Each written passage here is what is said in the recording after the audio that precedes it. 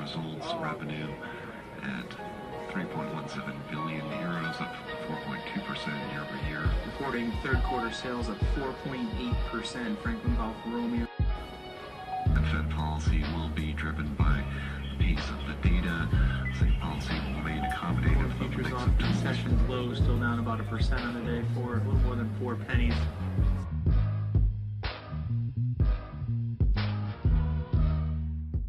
Yeah, I believe I pressed it. Yes, you did. We can see your desktop. And for those of you who are new to the options tribe, as JW is getting set up here, we're a free online community of options traders. We get together every week, Tuesday at 5 p.m. Eastern Time, to go over great strategies presented by great traders and other topics of options interest. So, JW, it's all yours. Can everybody see the screen okay? All right. I certainly can see it fine. I'm going to keep an eye on the chat. So if anybody has any comments or questions, and I want to encourage anyone who has not been to an Options Tribe meeting, you're encouraged to ask questions. There are cases where I'm going to not respond. I'm going to hold the question until a certain point, and then I'll jump in with the question. And we may not get to all questions, and I'll give you instructions on how to handle that at the end of the session. So, JW, you're on. All righty. Let's go ahead and jump in here. Basically, the presentation today is going to be on short-term calendar spreads, and we're going to be focusing primarily on a strategy where we're going to be looking at selling weekly contracts and buying longer-dated monthly contracts. If used appropriately, these are generally short-term trades. They tend to be very high probability trades, and you can rack up some consistent profits on a pretty regular basis if you're willing to spend the time it takes to monitor these trades. Before we even get started, I want to start out with this basic principle that everyone needs to understand about short-term calendar spread.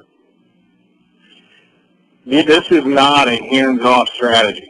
This is not a strategy for a trader that wants to sit at their cubicle or sit in the office and have this trade on the side. This is a trade you have to be active and actively watch. You can't be kind of lackadaisical in making adjustments. You have to be quick, proactive, and focused on the trade itself, and you have to monitor it pretty closely intraday. As time goes on. So let's go ahead and get started. I just want to point that out. That's critical. I want everybody to understand this is not a set it and forget it trade. It is a time to go ahead. If you're lazy like me, then don't use the strategy. Basically, this is not a trade for a lazy options trader that's trying to collect a little time decay along the way. This is a strategy for someone that has the time to sit and monitor the price action. Right. So there can be times where you have to make multiple adjustments in a short period of time. So I'll talk a little bit more about that in a little bit. Let's go ahead and jump into the presentation. Basically, a little bit about myself. I started trading about 8 years ago, and in terms of options. And I started out kind of trading them just naked long options, kind of like a stock surrogate. And I had some success, mainly because I had some chart reading ability and some technical analysis that I use. And at times I had a lot of success, but I learned quickly that there was a lot of forces impacting my option contracts that were having a negative impact on my results. So I started doing research and began really focusing on spreads, and I believe that spreads are the best way to trade options. I know there's guys out there that make a living trading just naked long calls and puts, but I think long-term spreads are the best way to reduce your risk. Talk a little bit about my mentor. My mentor's name is William Burton. He's actually a retired doctor, a pretty sharp individual, probably one of the smartest people that I know, and I'm sure he'll watch this and probably give me a hard time, but overall, I think it's important, and I want to stress this to those listening.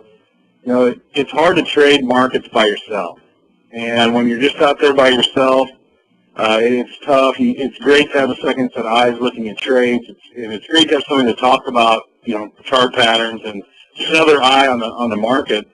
And I got in contact with Bill through a collaborative arrangement that we had at that time, and since that we are no longer involved in that arrangement, but Bill and I are, to this day, we talk daily. I talk to Bill every day via Skype or the phone.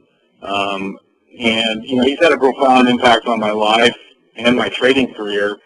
And when I say that, a good mentor, it's not necessarily that they're there to cheer you on. They're there to tell you, hey, this is the mistakes you made, and here's why this happened, and don't let this happen again.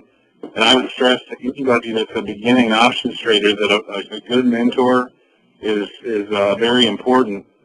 And, the second set of eyes, and even for me, Bill and I look at every trade together that I take for the service that I run, and we really focus on risk, and that's very critical for those of you that are just getting started with options. Risk is in any kind of trading for that matter. One thing a little bit different about me than a lot of other options traders, a lot of options traders they're almost agnostic to price. They just or price action. They just throw on spreads, particularly long-term butterflies, long-term calendars, and they just adjust the price. I don't do that necessarily, and in this strategy, that doesn't necessarily work very well. Because oftentimes you're dealing with a short period of time. For these strategies, price action is important. So I do use technical analysis to guide my trading decisions, not just with these short-term calendars, but with all the trades that I take. And to kind of touch on that here recently with all this volatility we've had in the market, I haven't been directional at all in most of my trades. When I say directional, I haven't been using verticals. I haven't been using ratio spreads.